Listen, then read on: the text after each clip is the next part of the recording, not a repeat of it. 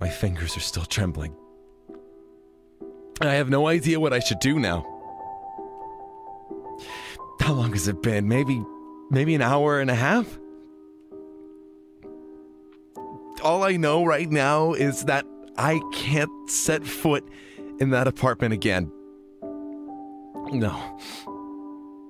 I'm typing this from the library. I have nowhere else from which to tell this story right now. I've been living in that apartment for 9 years. By myself. There's a lot of stuff in there that I would hate to leave behind, but it may not be my choice anymore. Sorry, let me back up a bit. Just for a second. I suffer from chronic sleep apnea. For those who don't know, sleep apnea is a condition in which you stop breathing periodically throughout the night. Sometimes you go without oxygen for so long that your brain has to wake you up intermittently to force you to start breathing again. It is a deadly condition, or so I've been told. But I've been reluctant to see a doctor about it. Last week, my curiosity got the better of me. I was well aware that my snoring was bad. So bad, in fact, that my two friends with whom I had been rooming at a hotel with a few months ago had to wake me up because they thought I was dying. I decided then that maybe if I set up a camera and tried recording the sound of my own snoring, the shock of hearing said sound might be enough to make me want to see a doctor. Little did I know just what a shock awaited me.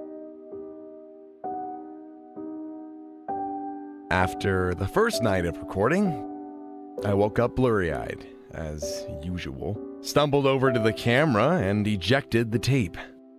I went about my usual morning routine of spreading butter over my soon-to-be microwave frozen pancakes.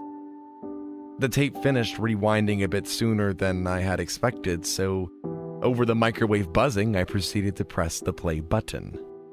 It was going to take some time to get to the point on the tape where I actually fell asleep after consciously pressing record on the camera the night before, so I punched the fast-forward button. There was no need to watch the TV, as there would be nothing worth seeing. It was more the sound I was concerned about than anything, so. The usual bars of distorted static danced across the screen in such a way that would soon be, frankly, unrecognizable to a generation growing up in an age where VCRs were all but extinct. In between the distorted bars, I could still make out that black silhouette of my body lying in the bed against the dark orange backdrop of the wall, which was slightly illuminated by the street lamp outside. I went about pulling the pancakes out of the microwave and set them on the counter with one hand, with Mrs. Butterworth's ready to fire in the other. That's when it caught my eye. On the television, my silhouette was sitting up in bed. After processing this, the syrup crashed to the floor, dispersing the contents onto my feet. Before I even knew what was happening, I hurriedly rushed to clean up the mess and got to the remote as quickly as I could. I punched the rewind button back to about a minute before the point at which my silhouette sat up in the bed. I shuddered at the thought of what I was about to hear.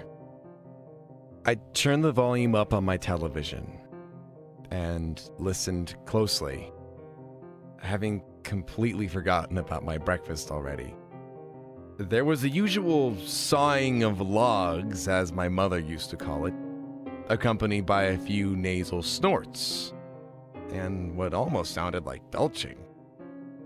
In actuality, the sound was my swollen uvula resting as I gasped for air. It was definitely worse than I had realized. But I was waiting for that moment. I'm not sure why I flinched when it happened. I knew it was coming, yet still I had no memory of having done it. I told myself, you don't always remember what you do in your sleep. You were hardly even aware of it. The snoring subsided a little, no doubt because I had to have been regaining some slight consciousness. But the true shock had yet to come. The silhouette spoke. Can you hear me? That's what it said. Can you hear me? The voice was unrecognizable to me. It was low, gravelly. It told a tale of cigarettes by the thousands. I haven't smoked for 5 years. I could only imagine how bad things would have gotten if I had kept on. The silhouette spoke again, with more urgency. Can you hear me? What the fuck? Was I dreaming? To whom was I speaking here? My ability to recollect the events of dreams had fallen by the wayside in recent years. There was little reason to believe this was going to make any sense. I see you listening. Answer me. I know it doesn't make any sense whatsoever. Surely he wasn't speaking to me, his future self. I had to have been having some kind of delusions in my sleep. There was no other explanation. I thought to myself, there's nothing that can explain this shit. There's an explanation, all right. He responded. With that, the sound of the mattress shifting could be heard. He was churning to get out of the bed. Out of the fucking bed. I stopped the tape. I didn't record anything for the next 2 weeks. Nor did I manage to make time for the doctor. I threw myself into work. I stayed busy. I even managed to make it out to the gym a few times. I watched my eating more closely. I ended up erasing the tape. By the 10th or 11th day, I had almost gotten to the point I was making it through an entire day without even so much as thinking about it. By the time 2 weeks had passed, life was pretty much back to normal. Unfortunately, as memories tend to pass, so do the emotions associated with them. And as my fear slowly dissipated, curiosity crept its way back in. I thought maybe the one night had just been an anomaly. Maybe I had just gotten up to go to the bathroom, and that's probably what woke me up to begin with, right? I had concocted all sorts of excuses and theories as to what might have really happened that night, so for the second time, I set up the camera, pressed record, and with surprisingly little trouble fell into another wondrous sleep. I arose the next morning and was quickly spurred to action, but not by invigoration. It was more so the sight of my camera, which was lying on its side on the floor. The entire tripod was tipped over. Another overnight bathroom break, perhaps? Whatever it was, I was anxious to find out. Just like the first time, with pancakes in tow, syrup already added, I sat down. A little apprehensive but content I had reasonably figured out what had happened last time. I reached the beginning of the tape and started to fast forward through the few minutes of actually getting to sleep. The familiar dancing static bars and my silhouette against the dark orange walls scrolled in vertigo like stacked symbols on a slot machine. I heard a bloop on my computer nearby and it rolled over to give it a look. It was an instant message from my friend John about an upcoming get-together. I formulated a quick reply and cut the first pancake with my fork. Just as I was putting that first piece into my mouth, I glanced over at the television. My face was covering the entire screen, half obscured by the darkness. My eyes were wide open, teeth bared, a look of pure, inhuman terror. My hands fidgeted at 100 miles an hour as I struggled to press the play button on the remote.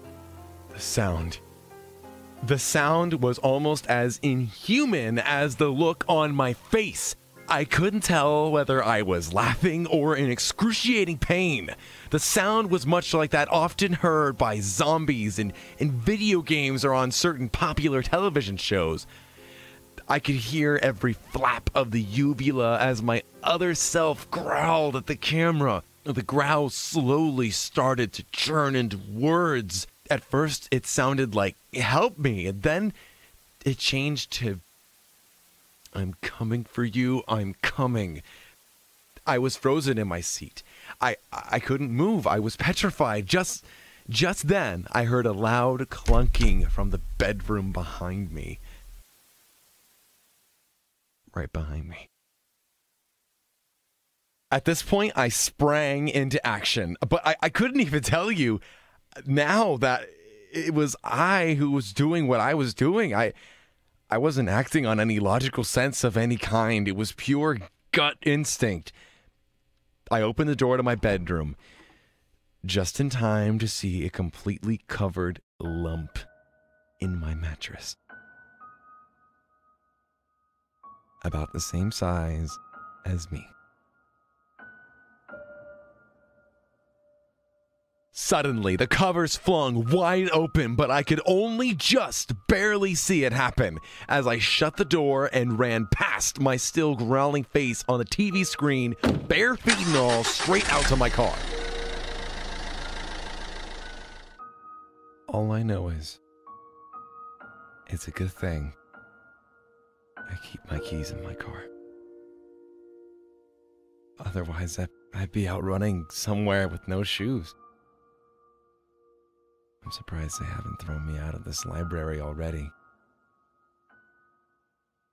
I only have about 10 minutes left on this computer and about $45 in these pants. With any luck, I can make it out to my sister's place. If anyone happens to see this, these are the events exactly as I recall them. I pray this is not the start of a pandemic, but merely one isolated incident.